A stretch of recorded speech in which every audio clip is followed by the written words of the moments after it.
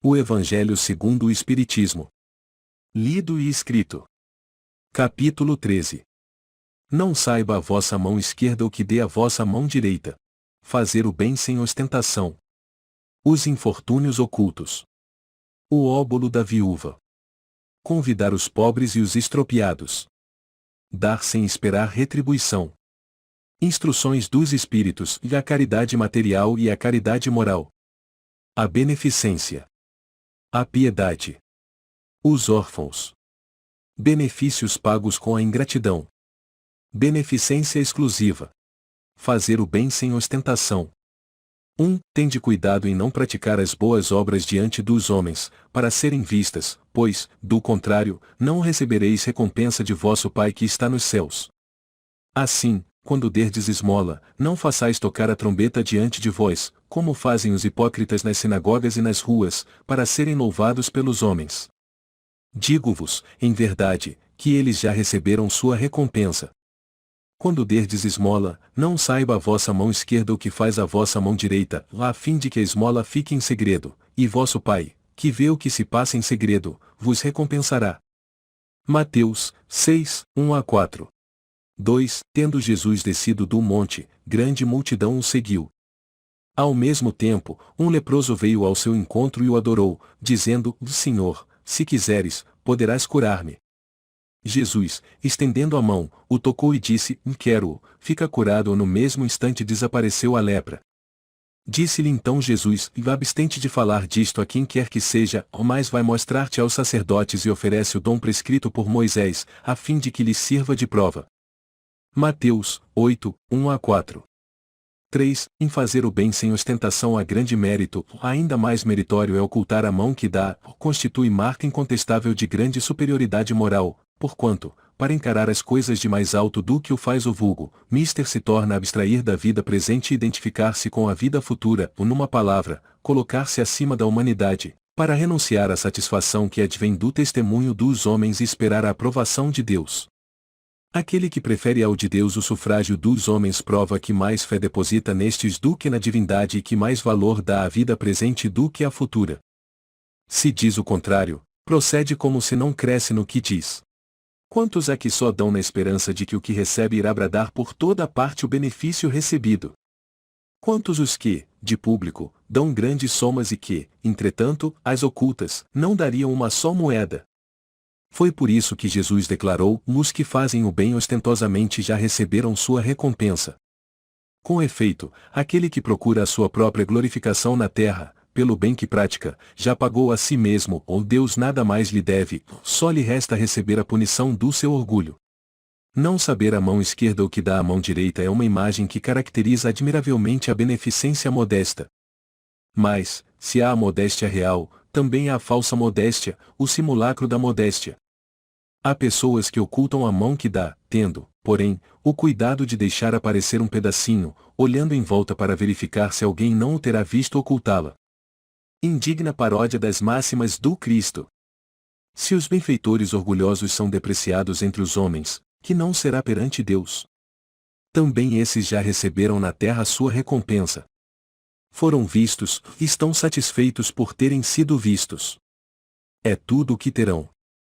E qual poderá ser a recompensa do que faz pesar os seus benefícios sobre aquele que os recebe, que lhe impõe, de certo modo, testemunhos de reconhecimento, que lhe faz sentir a sua posição, exaltando o preço dos sacrifícios a que se vota para beneficiá-lo? Oh! Para esse, nem mesmo a recompensa terrestre existe, porquanto ele se vê privado da grata satisfação de ouvir bendizer-lhe do nome, e é esse o primeiro castigo do seu orgulho. As lágrimas que seca por vaidade, em vez de subirem ao céu, recaíram sobre o coração do aflito e o ulceraram. Do bem que praticou nenhum proveito lhe resulta, pois que ele o deplora, e todo o benefício deplorado é moeda falsa e sem valor. A beneficência praticada sem ostentação tem duplo mérito. Além de ser caridade material, é caridade moral, visto que resguarda a suscetibilidade do beneficiado, faz-lhe aceitar o benefício, sem que seu amor próprio se ressinta, salvaguardando-lhe a dignidade de homem, porquanto aceitar um serviço é coisa bem diversa de receber uma esmola. Ora, converter em esmola o serviço, pela maneira de prestá-lo, é humilhar o que o recebe, e, em humilhar a outrem, há sempre orgulho e maldade. A verdadeira caridade, ao contrário, é delicada e engenhosa no dissimular o benefício, no evitar até as simples aparências capazes de melindrar, dado que todo atrito moral aumenta o sofrimento que se origina da necessidade. Ela sabe encontrar palavras brandas e afáveis que colocam o beneficiado à vontade em presença do benfeitor, ao passo que a caridade orgulhosa o esmaga. A verdadeira generosidade adquire toda a sublimidade, quando o benfeitor, invertendo os papéis, acha meios de figurar como beneficiado diante daquele a quem presta serviço. Eis o que significam estas palavras, e não saiba a mão esquerda o que dá à direita. Os infortúnios ocultos. 4. Nas grandes calamidades, a caridade se emociona e observam-se impulsos generosos, no sentido de reparar os desastres. No entanto, a par desses desastres gerais, há milhares de desastres particulares, que passam despercebidos, luz dos que jazem sobre um grabato sem se queixarem. Esses infortúnios discretos e ocultos são os que a verdadeira generosidade sabe descobrir, sem esperar que peçam assistência. Quem é esta mulher de ar distinto, de traje tão simples, embora bem cuidado, e que traz em sua companhia uma mocinha tão modestamente vestida? Entra numa casa de sórdida aparência, onde sem dúvida é conhecida, pois que à entrada a saúdam respeitosamente. Aonde vai ela? Sobe até a mansarda, onde jaz uma mãe de família cercada de crianças. À sua chegada, refulge a alegria naqueles rostos emagrecidos. É que ela vai acalmar ali todas as dores. Traz o de que necessitam, condimentado de meigas e consoladoras palavras, que fazem que os seus protegidos, que não são profissionais da mendicância, aceitem o benefício, sem corar. O pai está no hospital e, enquanto lá permanece, a mãe não consegue com o seu trabalho prover as necessidades da família. Graças à boa senhora, aquelas pobres crianças não mais sentirão frio, nem fome, irão à escola agasalhadas. Para as menorzinhas, o leite não secará no seio que as amamenta. Se entre elas alguma adoece, não lhe repugnarão a ela, a boa dama, os cuidados materiais de que essa necessite. Dali vai ao hospital levar ao pai algum reconforto e tranquilizá-lo sobre a sorte da família. No canto da rua, uma carruagem a espera, verdadeiro armazém de tudo o que destina aos seus protegidos, que lhe recebem sucessivamente a visita. Não lhes pergunta qual a crença que professam, nem quais suas opiniões, pois considera como seus irmãos e filhos de Deus todos os homens. Terminado o seu giro, diz de si para consigo: comecei bem o meu dia. Qual o seu nome? Onde mora? Ninguém o sabe. Para os infelizes, é um nome que nada indica, mas é o anjo da consolação. À noite, um concerto de bênçãos se eleva em seu favor ao Pai Celestial, católicos, judeus, protestantes, todos a bendizem. Por que tão singelo traje? Para não insultar a miséria com o seu luxo. Por que se faz acompanhar da filha? Para que aprenda como se deve praticar a beneficência. A mocinha também quer fazer a caridade. A mãe, porém, lhe diz: e que podes dar, minha filha, quando nada tens de teu? Se eu te passar as mãos alguma coisa para que deis a outrem, qual será o teu mérito? Nesse caso, em realidade, serei eu quem faz a caridade, que merecimento terias nisso? Não é justo. Quando visitamos os doentes, tu me ajudas a tratá-los. Ora, dispensar cuidados é dar alguma coisa. Não te parece bastante isso?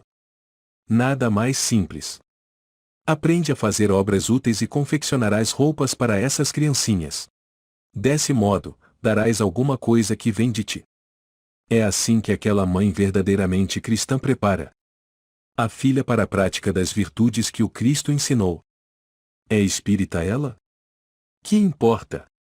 Em casa, é a mulher do mundo, porque a sua posição o exige. Ignoram, porém, o que faz, porque ela não deseja outra aprovação, além da de Deus e da sua consciência. Certo dia, no entanto, imprevista circunstância leva-lhe a casa uma de suas protegidas, que andava a vender trabalhos executados por suas mãos. Esta última, ao vê-la, reconheceu nela a sua benfeitora. Silêncio! Ordena-lhe a senhora, se não o digas a ninguém. Falava assim Jesus. O óbolo da viúva. 5. Estando Jesus sentado defronte do gasofilácio, a observar de que modo o povo lançava ali o dinheiro, viu que muitas pessoas ricas o deitavam em abundância. Nisso, veio também uma pobre viúva que apenas deitou 2 pequenas moedas do valor de 10 centavos cada uma. Chamando então seus discípulos, disse-lhes: Em verdade vos digo que esta pobre viúva deu muito mais do que todos os que antes puseram suas dádivas no gasofilácio, pois que todos os outros deram do que lhes abunda, ao passo que ela deu do que lhe faz falta, deu mesmo tudo o que tinha para seu sustento. Marcos, 12, 41 a 44, Lucas, 21.1 a 4. 6. Muita gente deplora não poder fazer todo o bem que desejara, por falta de recursos suficientes, e, se desejam possuir riquezas, dizem, para lhes dar boa aplicação. É sem dúvida louvável a intenção e pode até em alguns ser sincera. Dar-se-á, contudo, seja completamente desinteressada em todos? Não haverá quem, desejando fazer bem aos outros, muito estimaria poder começar por fazê-lo a si próprio, por proporcionar a si mesmo alguns gozos mais, por usufruir de um pouco do supérfluo que lhe falta, pronto a dar aos pobres o resto? Esta segunda intenção, que esses tais porventura dissimulam aos seus próprios olhos, mas que se lhes depararia no fundo dos seus corações, se eles os perscrutassem, anula o mérito do intento, visto que, com a verdadeira caridade, o homem pensa nos outros antes de pensar em si. O ponto sublimado da caridade, nesse caso, estaria em procurar ele no seu trabalho, pelo emprego de suas forças, de sua inteligência, de seus talentos, os recursos de que carece para realizar seus generosos propósitos. Haveria nisso o sacrifício que mais agrada ao Senhor. Infelizmente, a maioria vive a sonhar com os meios de mais facilmente se enriquecer de súbito e sem esforço, correndo atrás de quimeras, quais a descoberta de tesouros, de uma favorável ensancha aleatória, do recebimento de inesperadas heranças etc. Que dizer dos que esperam encontrar nos espíritos auxiliares que os secundem na consecução de tais objetivos? Certamente não conhecem, nem compreendem a sagrada finalidade do Espiritismo e, ainda menos, a missão dos espíritos a quem Deus permite se comuniquem com os homens. Daí vem o serem punidos pelas decepções. Ó Livro dos Médiuns, segunda parte, itens 294 e 295. Aqueles cuja intenção está isenta de qualquer ideia pessoal, devem consolar-se da impossibilidade em que se veem de fazer todo o bem que desejariam, lembrando-se de que o óbolo do pobre, do que dá privando-se do necessário, pesa mais na balança de Deus do que o ouro do rico que dá sem se privar de coisa alguma. Grande seria realmente a satisfação do primeiro, se pudesse socorrer, em larga escala, a indigência, ou mais, se essa satisfação lhe é negada, submeta-se e se limite a fazer o que possa. Aliás, será só com o dinheiro que se podem secar lágrimas e dever-se-á ficar inativo, desde que se não tenha dinheiro? Todo aquele que sinceramente deseja ser útil a seus irmãos, 1000 ocasiões encontrará de realizar o seu desejo. Procure-as e elas se lhe depararão, se não for de um modo, será de outro, porque ninguém há que, no pleno gozo de suas faculdades, não possa prestar um serviço qualquer, prodigalizar um consolo, minorar um sofrimento físico ou moral, fazer um esforço útil. Não dispõem todos, à falta de dinheiro, do seu trabalho, do seu tempo, do seu repouso, para de tudo isso dar uma parte ao próximo? Também aí está a dádiva do pobre, o óbolo da viúva. Convidar os pobres e os estropiados. Dar sem esperar retribuição. 7. Disse também aquele que o convidará: quando derdes um jantar ou uma ceia, não convideis nem os vossos amigos, nem os vossos irmãos, nem os vossos parentes, nem os vossos vizinhos que forem ricos, para que em seguida não vos convidem a seu turno e assim retribuam o que de vós receberam. Quando derdes um festim, convidai para ele os pobres, os estropiados, os coxos e os cegos. E sereis ditosos por não terem eles meios de vô-lo retribuir, pois isso será retribuído na ressurreição dos justos. Um dos que se achavam à mesa, ouvindo essas palavras, disse-lhe: feliz do que comer do pão no reino de Deus. Lucas, 14, 12 a 15. 8. Quando derdes um festim, disse Jesus, não convideis para ele os vossos amigos, mas os pobres e os estropiados. Estas palavras, absurdas e tomadas ao pé da letra, são sublimes, se lhes buscarmos o espírito. Não é possível que Jesus haja pretendido que, em vez de seus amigos, alguém reúna à sua mesa os mendigos da rua. Sua linguagem era quase sempre figurada e, para os homens incapazes de apanhar os delicados matizes do pensamento, precisava servir-se de imagens fortes, que produzissem o efeito de um colorido vivo. O âmago do seu pensamento se revela nesta proposição, e sereis ditosos por não terem eles meios de vô-lo retribuir. Quer dizer que não se deve fazer o bem tendo em vista uma retribuição, mas tão só pelo prazer de o praticar.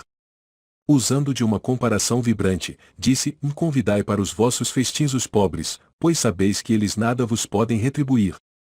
Por festins deveis entender, não os repastos propriamente ditos, mas a participação na abundância de que desfrutais.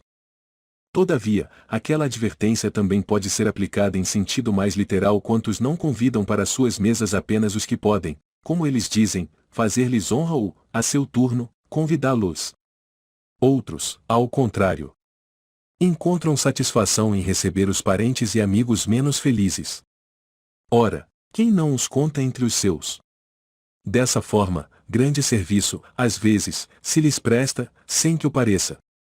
Aqueles, sem irem recrutar os cegos e os estropiados, praticam a máxima de Jesus, se o fazem por benevolência, sem ostentação, e sabem dissimular o benefício, por meio de uma sincera cordialidade. Instruções dos Espíritos. A caridade material e a caridade moral. 9. Amemo-nos uns aos outros e façamos aos outros o que quereríamos nos fizessem eles. Toda a religião, toda a moral se acham encerradas nestes dois preceitos. Se fossem observados nesse mundo, todos seríeis felizes, e não mais aí ódios, nem ressentimentos. Direi ainda, e não mais pobreza, porquanto, do supérfluo da mesa de cada rico, muitos pobres se alimentariam e não mais veríeis, nos quarteirões sombrios onde habitei durante a minha última encarnação, pobres mulheres arrastando consigo miseráveis crianças a quem tudo faltava. Ricos! Pensai nisto um pouco. Auxiliai os infelizes o melhor que puderdes. Dai, para que Deus, um dia, vos retribua o bem que houverdes feito, para que tenhais, ao sairdes do vosso invólucro terreno, um cortejo de espíritos agradecidos, a receber-vos no limiar de um mundo mais ditoso. Se pudesseis saber da alegria que experimentei ao encontrar no além aqueles a quem, na minha última existência, me fora dado servir. Amai, portanto, o vosso próximo, ou amai-o como a vós mesmos, pois já sabeis, agora, que, repelindo um desgraçado, estareis, quiçá, afastando de vós um irmão, um pai, um amigo vosso de outrora. Se assim for, de que desespero não vos sentireis presa, ao reconhecê-lo no mundo dos espíritos. Desejo compreendais bem o que seja a caridade moral, que todos podem praticar, que nada custa, materialmente falando, porém, que é a mais difícil de exercer-se. A caridade moral consiste em se suportarem umas às outras as criaturas e é o que menos fazeis nesse mundo inferior, onde vos achais, por agora, encarnados. Grande mérito há, crede-me, em um homem saber calar-se, deixando fale outro mais tolo do que ele. É um gênero de caridade isso. Saber ser surdo quando uma palavra zombeteira se escapa de uma boca habituada a escarnecer, não ver o sorriso de desdém com que vos recebem pessoas que, muitas vezes erradamente, se supõem acima de vós, quando na vida espírita, a única real, estão, não raro, muito abaixo, constitui merecimento, não do ponto de vista da humildade, mas do da caridade, porquanto não dar atenção ao mal proceder de outrem é caridade moral. Essa caridade, no entanto, não deve obstar a outra.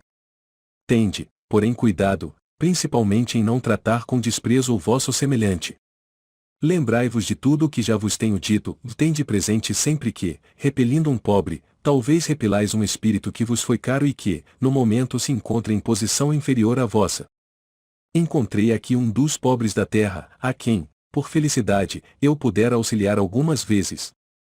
E ao qual, a meu turno, tenho agora de implorar auxílio.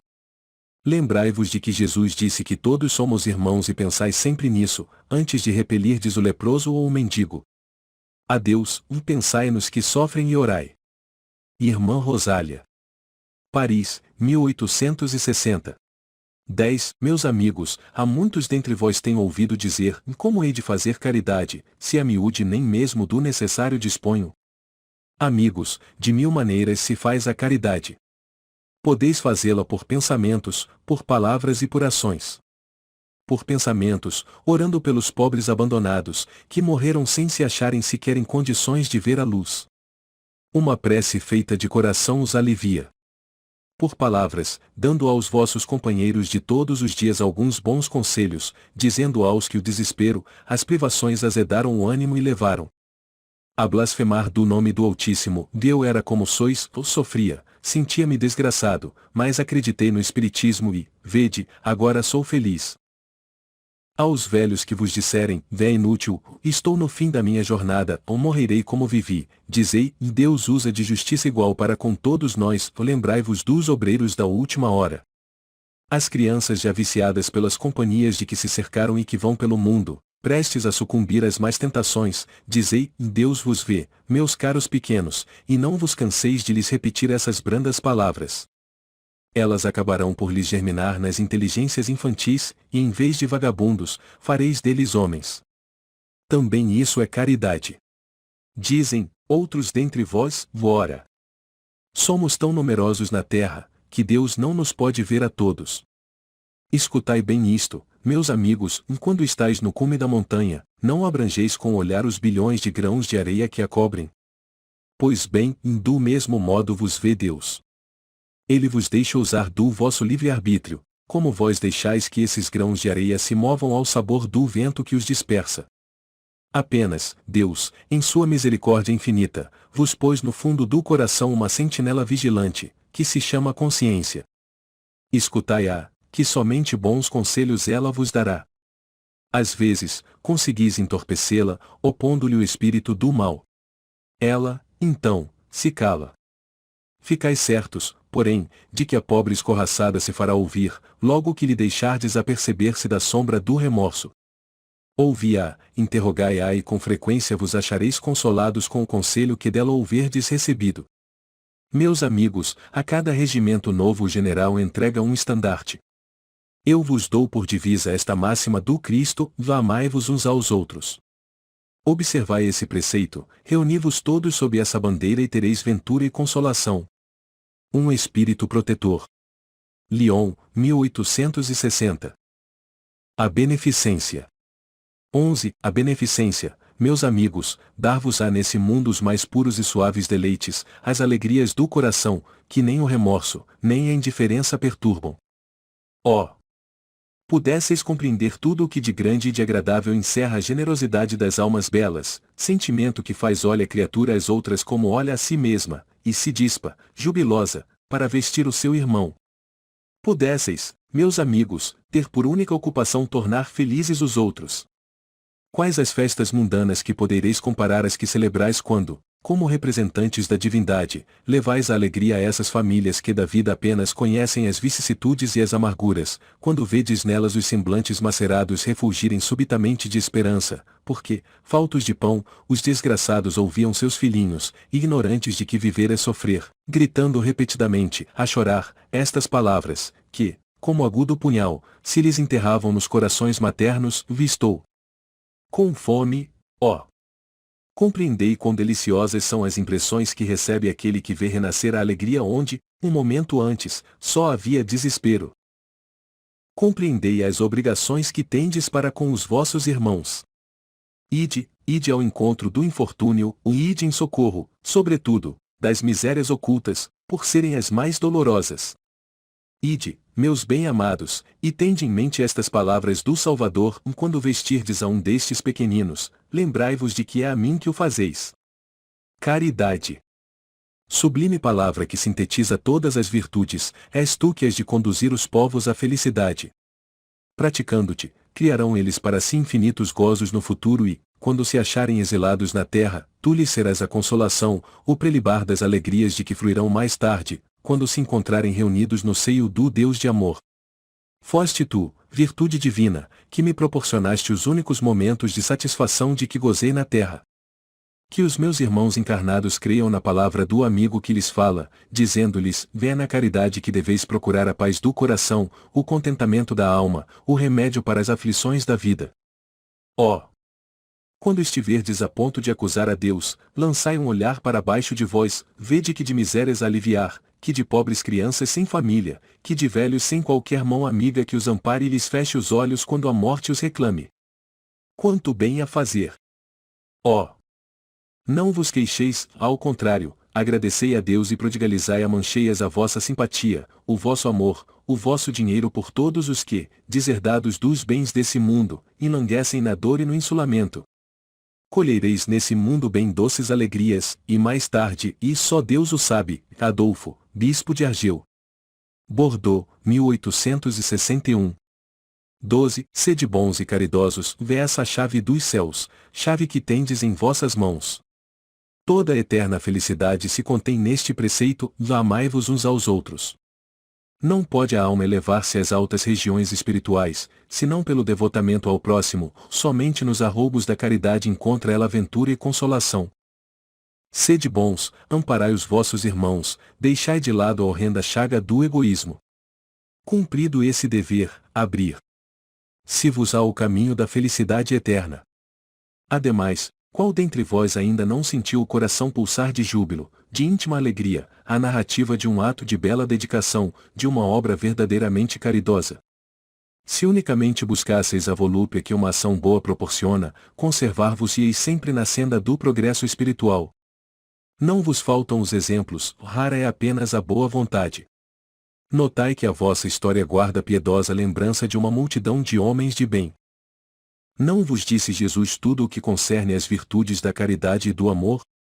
Por que desprezar os seus ensinamentos divinos? Por que fechar o ouvido às suas divinas palavras, o coração a todos os seus bondosos preceitos? Quisera eu que dispensassem mais interesse, mais fé às leituras evangélicas.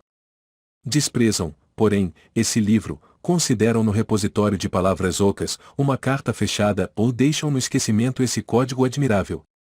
Vossos males provêm todos do abandono voluntário a que votais esse resumo das leis divinas. Lede-lhe as páginas cintilantes do devotamento de Jesus, e meditai-as. Homens fortes, armai-vos, homens fracos, fazei da vossa brandura, da vossa fé, as vossas armas. Sede mais persuasivos, mais constantes na propagação da vossa nova doutrina. Apenas encorajamento é o que vos vimos dar, apenas para vos estimularmos o zelo e as virtudes é que Deus permite nos manifestemos a vós outros. Mas, se cada um o quisesse, bastaria a sua própria vontade e a ajuda de Deus, as manifestações espíritas unicamente se produzem para os de olhos fechados e corações indóceis. A caridade é a virtude fundamental sobre que há de repousar todo o edifício das virtudes terrenas. Sem ela não existem as outras. Sem a caridade não há esperar melhor sorte, não há interesse moral que nos guie, ou sem a caridade não há fé, pois a fé não é mais do que pura luminosidade que torna brilhante uma alma caridosa. A caridade é, em todos os mundos, a eterna âncora de salvação, é a mais pura emanação do próprio Criador, é a sua própria virtude, dada por ele à criatura. Como desprezar essa bondade suprema? Qual o coração, dissociente, bastante perverso para recalcar em si e expulsar esse sentimento todo divino? Qual o filho bastante mau para se rebelar contra essa doce carícia da caridade? Não ouso falar do que fiz, porque também os espíritos têm o pudor de suas obras, considero, porém, a que iniciei como uma das que mais hão de contribuir para o alívio dos vossos semelhantes. Vejo com frequência os espíritos a pedirem-lhe seja dado, por missão, continuar a minha tarefa. Vejo-os, minhas bondosas e queridas irmãs, no piedoso e divino ministério, vejo-os praticando a virtude que vos recomendo, com todo o júbilo que deriva de uma existência de dedicação e sacrifícios. Imensa dita é a minha, por ver quanto lhes honra o caráter, quão estimada e protegida é a missão que desempenham. Homens de bem, de boa e firme vontade, uni-vos para continuar amplamente a obra de propagação da caridade, ou no exercício mesmo dessa virtude, encontrareis a vossa recompensa, ou não há alegria espiritual que ela não proporcione já na vida presente. Sede unidos, amai-vos uns aos outros, segundo os preceitos do Cristo. Assim seja. São Vicente de Paulo. Paris, 1858. 13. Chamo-me caridade, sigo o caminho principal que conduz a Deus. Acompanhai-me, pois conheço a meta que deveis todos visar. Dei esta manhã o meu giro habitual e, com o coração amargurado, venho dizer-vos, vó meus amigos, que de misérias, que de lágrimas, quanto tendes de fazer para secá-las todas. Em vão, procurei consolar algumas pobres mães, dizendo-lhes ao ouvido, coragem. Há corações bons que velam por vós, não sereis abandonadas, paciência. Deus lá está, ó sois dele amadas, sois suas eleitas. Elas pareciam ouvir-me e volviam para o meu lado os olhos arregalados de espanto, e eu lhes lia no semblante que seus corpos, tiranos do espírito, tinham fome e que, se é certo que minhas palavras lhes serenavam um pouco os corações, não lhes reconfortavam os estômagos. Repetia-lhes, coragem. Coragem. Então, uma pobre mãe, ainda muito moça, que amamentava uma criancinha, tomou-a nos braços e a estendeu no espaço vazio, como a pedir-me que protegesse aquele intizinho que só encontrava, num seio estéril, insuficiente alimentação. Alhures vi, meus amigos, pobres velhos sem trabalho e, em consequência, sem abrigo, presas de todos os sofrimentos da penúria e, envergonhados de sua miséria, sem ousarem, eles que nunca mendigaram, implorar a piedade dos transeuntes. Com o coração túmido de compaixão, eu, que nada tenho, me fiz mendiga para eles e vou, por toda parte, estimular a beneficência, inspirar bons pensamentos aos corações generosos e compassivos. Por isso é que aqui venho, meus amigos, e vos digo: há por aí desgraçados, em cujas choupanas falta o pão, os fogões se acham sem lume e os leitos sem cobertas. Não vos digo o que deveis fazer, deixo aos vossos bons corações a iniciativa. Se eu vos ditasse o proceder, nenhum mérito vos traria a vossa boa ação. Digo-vos apenas, sou a caridade e vos estendo as mãos pelos vossos irmãos que sofrem. Mas, se peço, também dou e dou muito. Convido-vos para um grande banquete e forneço a árvore onde todos vos saciareis. Vede quanto é bela, como está carregada de flores e de frutos. Ide, colhei, apanhai todos os frutos dessa magnificente árvore que se chama a beneficência. No lugar dos ramos que lhe tirardes, atarei todas as boas ações que praticardes e levarei a árvore a Deus, que a carregará de novo, porquanto a beneficência é inexaurível. Acompanhai-me, pois, meus amigos, a fim de que eu vos conte entre os que se arrolam sob a minha bandeira. Nada temais, e eu vos conduzirei pelo caminho da salvação, porque sou a caridade. Carita, martirizada em Roma. Lyon, 1861. 14. Várias maneiras há de fazer-se a caridade, que muitos dentre vós confundem com a esmola. Diferença grande vai, no entanto, de uma para outra. A esmola, meus amigos, é algumas vezes útil, porque dá alívio aos pobres, mas é quase sempre humilhante, tanto para o que a dá, como para o que a recebe. A caridade, ao contrário, liga o benfeitor ao beneficiado e se disfarça de tantos modos. Pode-se ser caridoso, mesmo com os parentes e com os amigos, sendo uns indulgentes para com os outros, perdoando-se mutuamente as fraquezas, cuidando não ferir o amor próprio de ninguém. Vós, espíritas, podeis sê-lo na vossa maneira de proceder para com os que não pensam como vós, induzindo os menos esclarecidos a crer, mas sem os chocar, sem investir contra as suas convicções e sim atraindo-os amavelmente às nossas reuniões, onde poderão ouvir-nos e onde saberemos descobrir nos seus corações a brecha para neles penetrarmos. Eis aí um dos aspectos da caridade. Escutai agora o que é a caridade para com os pobres, os deserdados deste mundo, mais recompensados de Deus, se aceitam sem queixumes as suas misérias, o que de vós depende. Far-me-ei compreender por um exemplo. Vejo, várias vezes, cada semana, uma reunião de senhoras, havendo-as de todas as idades. Para nós, como sabeis, são todas irmãs. Que fazem? Trabalham depressa, muito depressa, têm ágeis os dedos. Vede como trazem alegres os semblantes e como lhes batem em uníssono os corações. Mas com que fim trabalham? É que vem aproximar-se o inverno que será rude para os lares pobres. As formigas não puderam juntar durante o estio as provisões necessárias e a maior parte de suas utilidades está empenhada. As pobres mães se inquietam e choram, pensando nos filhinhos que, durante a estação invernosa, sentirão frio e fome. Tende paciência, infortunadas mulheres.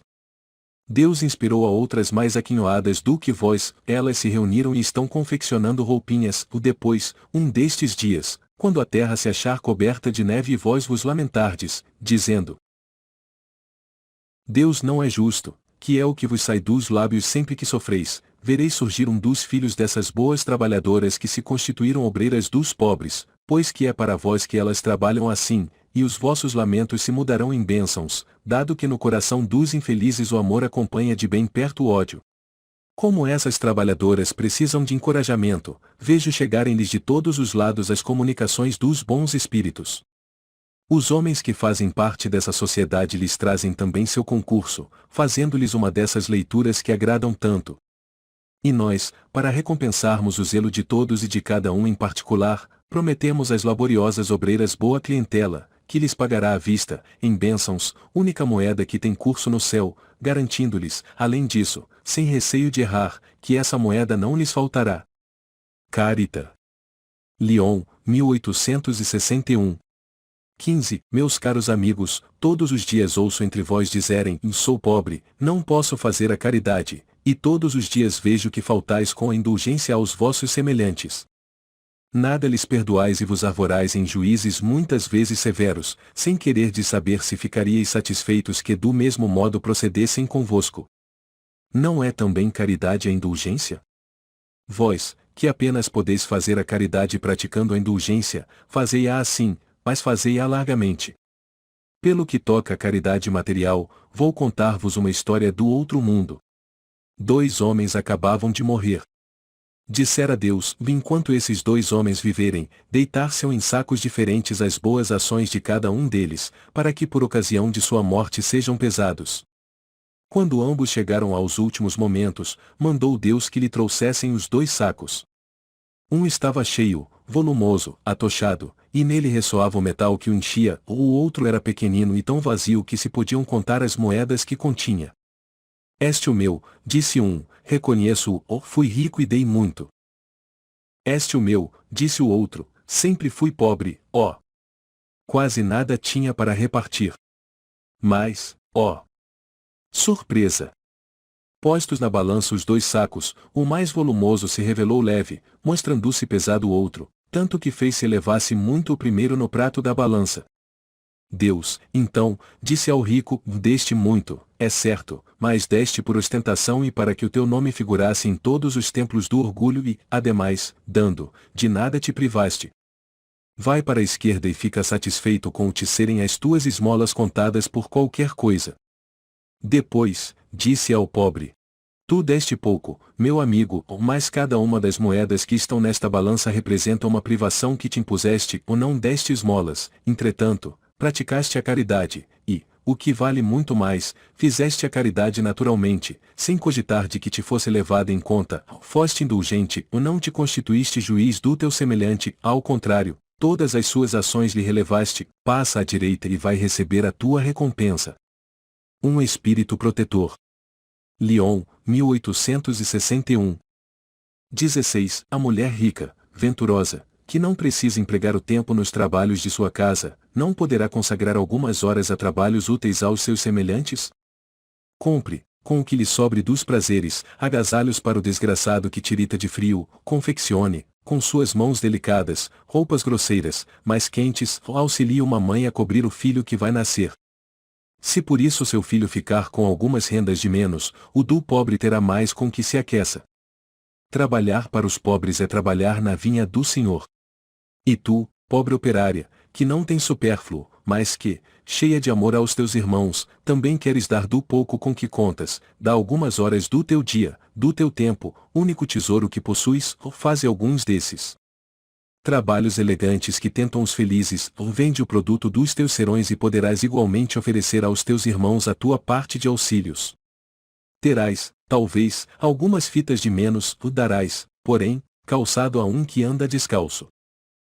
E vós, mulheres que vos votastes a Deus, trabalhai também na sua obra, ou mais que os vossos trabalhos não sejam unicamente para adornar as vossas capelas, para chamar a atenção sobre a vossa habilidade e paciência.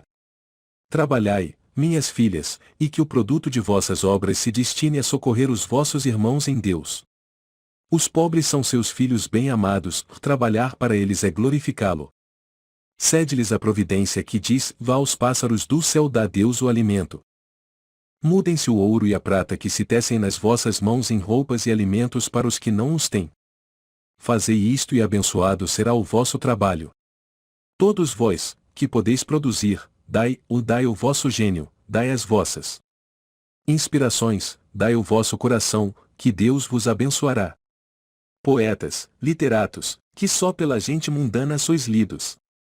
Satisfazei-lhe aos lazeres, mas consagrai o produto de algumas de vossas obras a socorros aos desgraçados. Pintores, escultores, artistas de todos os gêneros. Venha também a vossa inteligência em auxílio dos vossos irmãos, não será por isso menor a vossa glória e alguns sofrimentos haverá de menos. Todos vós podeis dar. Qualquer que seja a classe a que pertençais, de alguma coisa dispondes que podeis dividir. Seja o que for que Deus vos haja outorgado, uma parte do que ele vos deu deveis àquele que carece do necessário, porquanto, em seu lugar, muito gostaríeis que outro dividisse convosco. Os vossos tesouros da terra serão um pouco menores, contudo, os vossos tesouros do céu ficarão acrescidos. Lá colhereis pelo cêntuplo o que houverdes semeado em benefícios neste mundo. João. Bordeaux, 1861. A piedade. 17. A piedade é a virtude que mais vos aproxima dos anjos, é a irmã da caridade, que vos conduz a Deus. A. Deixai que o vosso coração se enterneça ante o espetáculo das misérias e dos sofrimentos dos vossos semelhantes. Vossas lágrimas são um bálsamo que lhes derramais nas feridas, quando, por bondosa simpatia, chegais a lhes proporcionar a esperança e a resignação, que encanto não experimentais. Tem um certo amargor, é certo, esse encanto, porque nasce ao lado da desgraça, mas não tendo o sabor acre dos gozos mundanos, também não traz as pungentes decepções do vazio que estes últimos deixam após si. Envolve-o penetrante suavidade que enche de júbilo a alma. A piedade bem sentida é amor, o amor é devotamento, o devotamento é o ouvido de si mesmo e esse ouvido, essa abnegação em favor dos desgraçados, é a virtude por excelência, a que em toda a sua vida praticou o divino Messias e ensinou na sua doutrina tão santa e tão sublime. Quando esta doutrina for restabelecida na sua pureza primitiva, quando todos os povos se lhe submeterem, ela tornará feliz a terra, fazendo que reinem aí a concórdia, a paz e o amor. O sentimento mais apropriado a fazer que progridais, domando em vós o egoísmo e o orgulho, aquele que dispõe vossa alma à humildade, à beneficência e ao amor do próximo, é a piedade. Piedade que vos comove até as entranhas à vista dos sofrimentos de vossos irmãos, que vos impele a lhes estender a mão para socorrê-los e vos arranca lágrimas de simpatia. Nunca, portanto, abafeis nos vossos corações essas emoções celestes, não procedais como esses egoístas endurecidos que se afastam dos aflitos, porque o espetáculo de suas misérias lhes perturbaria por instantes a existência álacre. Temei conservar-vos indiferentes, quando puderdes ser úteis. A tranquilidade comprada à custa de uma indiferença culposa é a tranquilidade do mar morto, no fundo de cujas águas se escondem a vasa fétida e a corrupção. Quão longe, no entanto, se acha a piedade de causar o distúrbio e o aborrecimento de que se arreceia o egoísta. Sem dúvida, ao contato da desgraça de outrem, a alma, voltando-se para si mesma, experimenta um confrangimento natural e profundo, que põe em vibração todo o ser e o abala penosamente.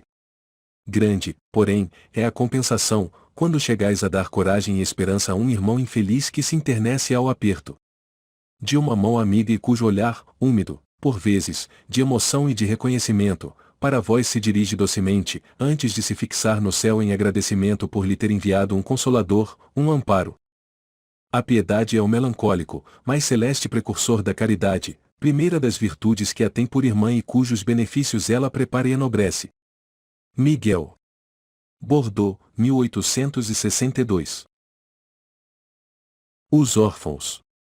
18. Meus irmãos, amai os órfãos. Se soubesseis quanto é triste ser só e abandonado, sobretudo na infância. Deus permite que haja órfãos, para exortar-nos a servir-lhes de pais.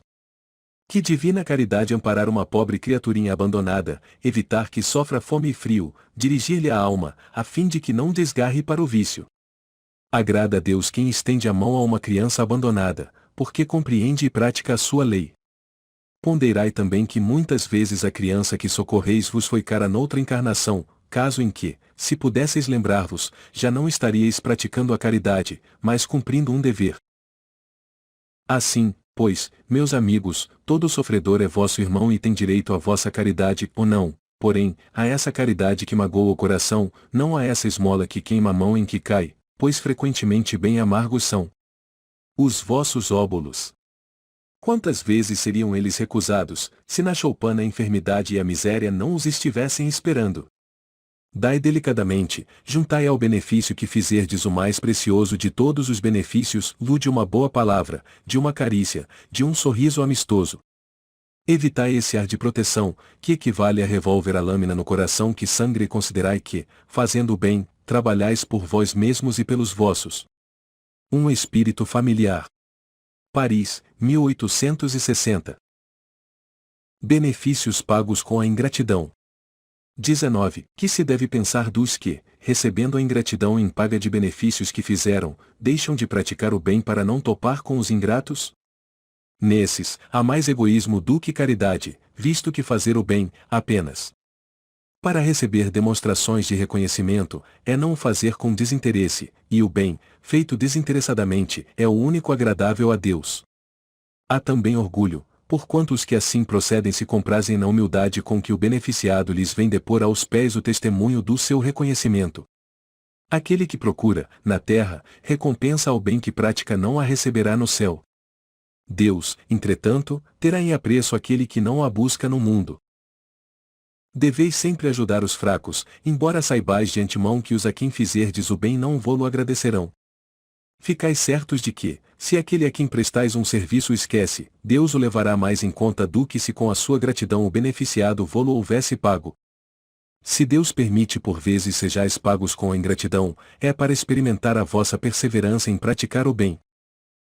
E sabeis, porventura, se o benefício momentaneamente esquecido não produzirá mais tarde bons frutos? Tende a certeza de que, ao contrário, é uma semente que com o tempo germinará. Infelizmente, nunca vedes senão o presente, trabalhais para vós e não pelos outros. Os benefícios acabam por abrandar os mais empedernidos corações, podem ser olvidados neste mundo, mas, quando se desembaraçar do seu envoltório carnal, o espírito que os recebeu se lembrará deles e essa lembrança será o seu castigo. Deplorará a sua ingratidão ou desejará reparar a falta, pagar a dívida noutra existência, não raro buscando uma vida de dedicação ao seu benfeitor. Assim, sem o suspeitardes, tereis contribuído para o seu adiantamento moral e vireis a reconhecer a exatidão desta máxima, um benefício jamais se perde.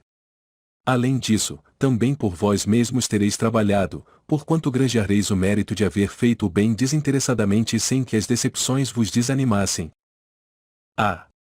Meus amigos, se conhecesseis todos os laços que prendem a vossa vida atual às vossas existências anteriores, se pudesseis apanhar num golpe de vista a imensidade das relações que ligam uns aos outros os seres, para o efeito de um progresso mútuo, admiraríeis muito mais a sabedoria e a bondade do Criador, que vos concede reviver para chegardes a Ele. Guia Protetor. Sens, 1862. Beneficência exclusiva. 20. É acertada a beneficência, quando praticada exclusivamente entre pessoas da mesma opinião, da mesma crença, ou do mesmo partido. Não, porquanto precisamente o espírito de seita e de partido é que precisa ser abolido, visto que são irmãos todos os homens. O verdadeiro cristão vê somente irmãos em seus semelhantes e não procura saber, antes de socorrer o necessitado, qual a sua crença, ou a sua opinião, seja sobre o que for obedeceria o cristão, porventura, ao preceito de Jesus Cristo, segundo o qual devemos amar os nossos inimigos, se repelisse o desgraçado, por professar uma crença diferente da sua? Socorra-o, portanto, sem lhe pedir contas à consciência, pois, se for um inimigo da religião, esse será o meio de conseguir que ele a ame, repelindo-o, faria que a odiasse. São Luís. Paris, 1860.